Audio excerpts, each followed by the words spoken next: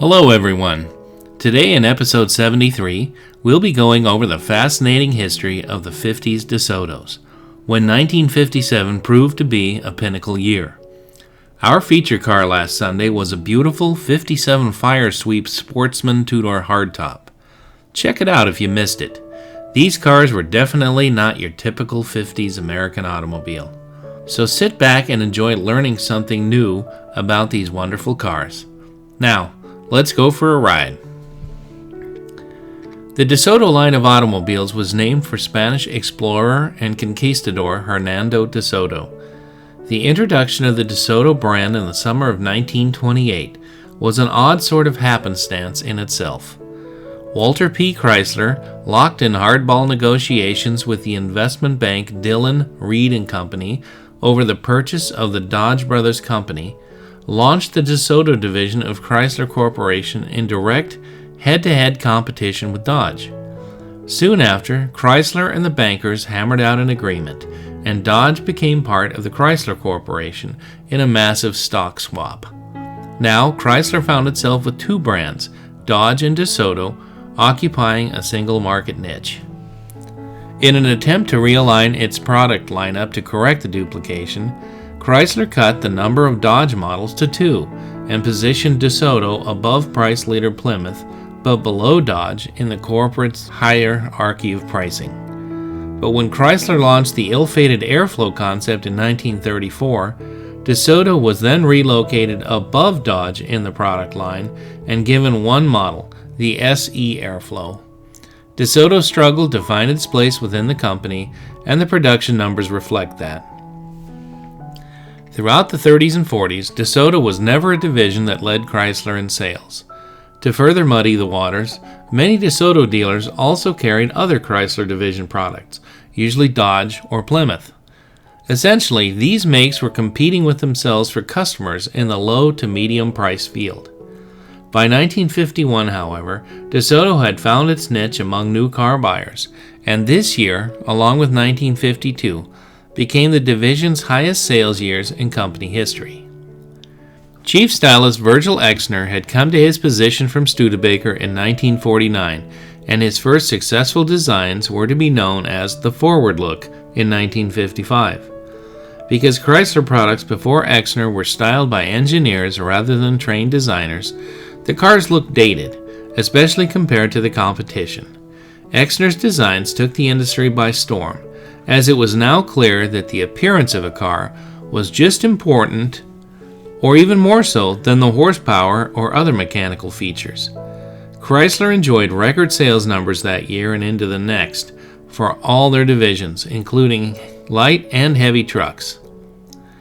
Not one to simply tweak a successful formula, stylists and engineers continued improving all their products when many revolutionary technical innovations debuted for the first time, namely the famous torsion bar front suspension and the new 3-speed TorqueFlite automatic transmission. Styling changed dramatically from the earlier forward-look cars to the newest models in 1957.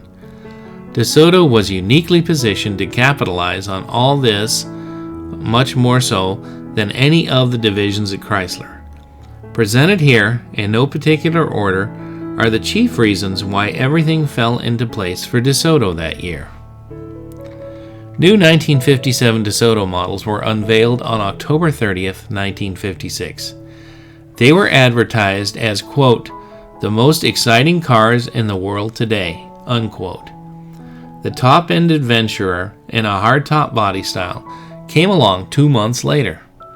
A little while after that, the convertible would also be available. All new styling and chassis engineering characterized the new models.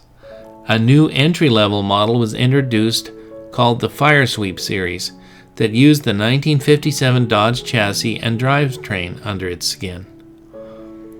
Changes from 1956 included new bodies that were lower and longer, new side trim and color sweep treatments, a massive new front bumper and grille combination, and new upswept rear fender tail fins. The new Vista View windshield increased visibility some 40% over 1956, and almost 45% on convertible models. Wiper blades were increased in size to 16 inches each. As referenced earlier, all Chrysler products went to a torsion bar suspension design for 1957, called Torsionaire in advertising. The manual overdrive transmission was discontinued this year in anticipation for higher sales of the all-new Torqueflite automatic, available in the DeSoto Fireflight and Firedome series cars and big sister Chrysler offerings. A newly designed air conditioning system was called four-season air conditioning and included heat and ventilation features. All DeSoto's, except for the Firesweep, were placed on 126-inch wheelbase full frames, just like the Chrysler cars were. The Firesweep cars measured 122 inches for wheelbase. Aesthetically, most brands within the industry were now using 14-inch wheels to make their cars appear lower, because they were now larger than ever. The Firesweep's tires measured 8 by 14, while all others were a bit wider at 8.5 by 14. White sidewalls were available as standard equipment on some models, while being optional on others. Dual headlamps, which were optional and available on some cars during the 1957 model year, would become the industry standard mid-year, once all states accepted them. The following year, the vast majority of cars, as well as many trucks, utilized dual headlamps. The DeSoto lineup for 1957 would be a huge sales success for Chrysler, one of their biggest yet. From the top of the line to the base models, I'll note some highlights of each series. The Adventurer was once again the high-powered performance model. The hardtop coupe was introduced 2 months after regular DeSoto introductions. An Adventurer convertible was introduced even later in the model year, which is the reason why the production numbers are so low. Both models featured special gold-colored trim accents to separate this top-of-the-line series from its cousins, as had been the case in 1956. The two-toning and the color sweep copied the Fireflight models. Distinctive Adventurer nameplates appeared on the rear quarter panels, and 5 bright metal strips were found on the rear deck lid, placed there so that the car would appear longer. Dual headlamps were standard, as they were now legally accepted in all states when the Adventurer was first released.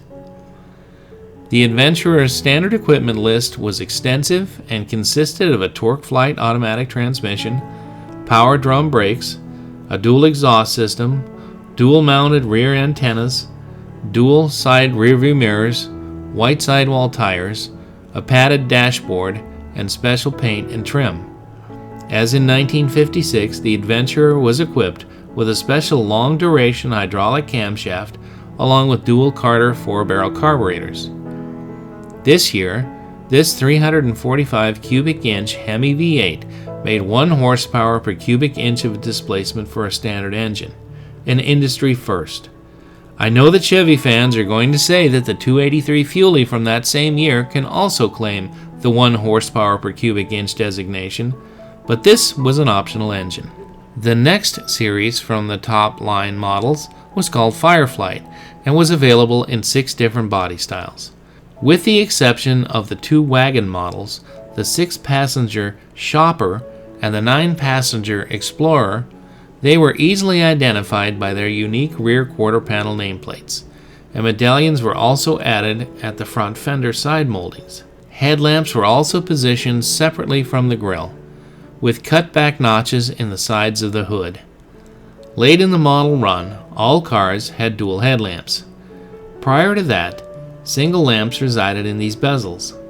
The standard engine was the 341 cubic inch 4-barrel Hemi, putting out 295 horsepower with 9.25 to 1 compression. Dual exhaust was optional. They were standard with the manual 3-speed transmission. However, a Torqueflite automatic, molded foam seat cushions, backup lamps, and full wheel covers were all standard in the Fireflight series. The former low-priced DeSoto called Firedome became the middle series model for 1957. It included 4 different models. Headlights were positioned separate from the grille.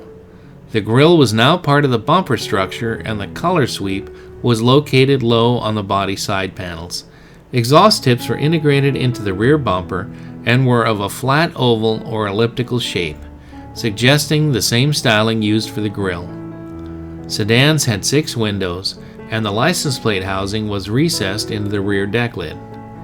Twin rear antennas and dual headlamps were available as options in this series. There were also distinctive rear Firedome nameplates and optional color sweep style side moldings.